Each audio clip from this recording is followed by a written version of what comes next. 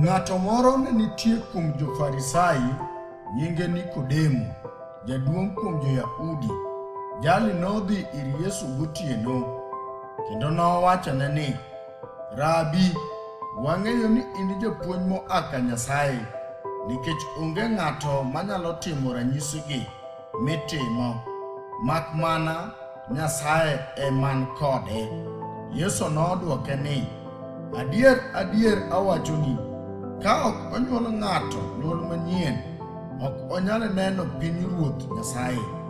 Nikodemo nopenje ni, inyalo nade nyuol ng'ato ka en jaduong'? Onyalo donjo mar ariyo ei min, kendo ochak nyuole. Yesu nodwoke niya, adier, adier awachoni, ka ng'ato ok onyuol gi pi kendo gi Roho, ok onyal donjo e pinyruodh Nyasaye. Gima ringruok onyuolo en ringruok, kendo gima Roho onyuolo en roho. Kik iwuor nikech awachoni ni onego onyuolu nyuol manyien. Yamo kudho kumoero, kendo uwinjo dwonde, to ukia kamoaye kata kumodhiyoe.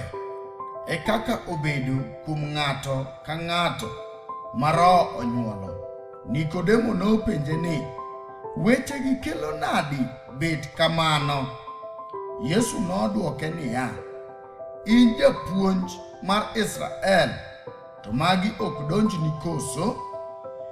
Adier, adier awachoni, wawacho gima wang'eyo, kendo wan joneno kuom gima waseneno, to nenowa ok donjnu. Kawachonu me piny, to ok uyie. Unuyie nadi kawachonu me polo? Onge ng'ato ma idho odhi e polo, mak mana jalo manolo koa e polo, e Wuod Dhano.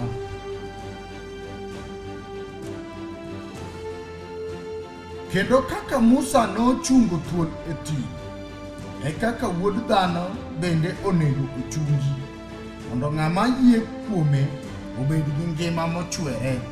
Nikech Nyasaye nohero piny ahinya, omiyo nochiwo Wuode ma miderma, mondo ng'ama oyie kuome kik lal, to obed gi ngima mochwere. Nikech Nyasaye ne ok ooro Wuowi obi e piny mondo ong'ad ni piny bura, to mondo piny onwang' warruok kuome. Ng'ama yie kuome bura ok oloye, ng'ama ok oyie bura oseloye, nikech ok oyie kuom nying Wuowi ma midemra mar Nyasaye. Ma e bura, ni ler osedonjo e piny, to ji nohero mudho moloyo ler, nikech timbegi ne richo. Nikech ng'ama timo mamono osin gi ler, kendo ok odhi e ler, kik timbene okwer, to ng'ama timo adiera dhiyo e ler, mondo timbene ong'ere e lela ni itimogi kuom Nyasaye. Bang' magi, Yesu gi jopuonjrene nodhi Judea, nobet kodgi kuno, kendo nobatiso ji. Johana bende ne batiso ji Ainon, machiegni gi Salim, nikech pi ne ng'eny kuno. Ji ne biro ire, kendo ne ibatisogi, nikech Johana ne pok oket e twech. Eka mbaka nowuok e kind japuonjre Johana gi ja-Yahudi moro kuom wach gudruok, kendo ne gidhi ir Johana, ne giwachone ni, Rabi, jalo mane in go loka Jordan, en ema ne inyisowa, jalo batiso ji, bende ji duto dhiyo ire.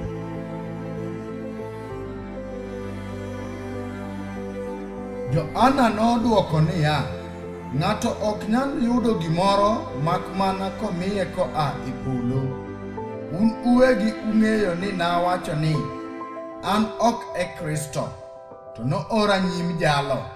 Ng'ato man gi miaha en wuon kisera, to osiep wuon kisera mochung' ka winje omor ngang' nikech duond wuon kisera. E kaka morna ni ochopo, en onego odongi to an adong piny. Jalo mabiro moa malo oduong' moloyo duto. Ng'ato mar piny en mar piny, kendo owacho wach me piny. Jal mabiro koa e polo oduong' moloyo duto. Onyiso gimoseneno kendo mosewinjo, to onge ng'ama yie nyisne. Ng'amoyie nyisne oseketo kido mare owuon ni Nyasaye en adier, nikech ng'ama Nyasaye nooro wacho weche mag Nyasaye, nikech Nyasaye ok chiw roho koporo. Wuoro ohero wuowi kendo oseketo gik moko duto e lwete. Ng'ama oyie kuom wuowi en gi ngima manyaka chieng', to ng'ama ok owinj wuowi ok none ngima. Mirimb Nyasaye osiko kuome.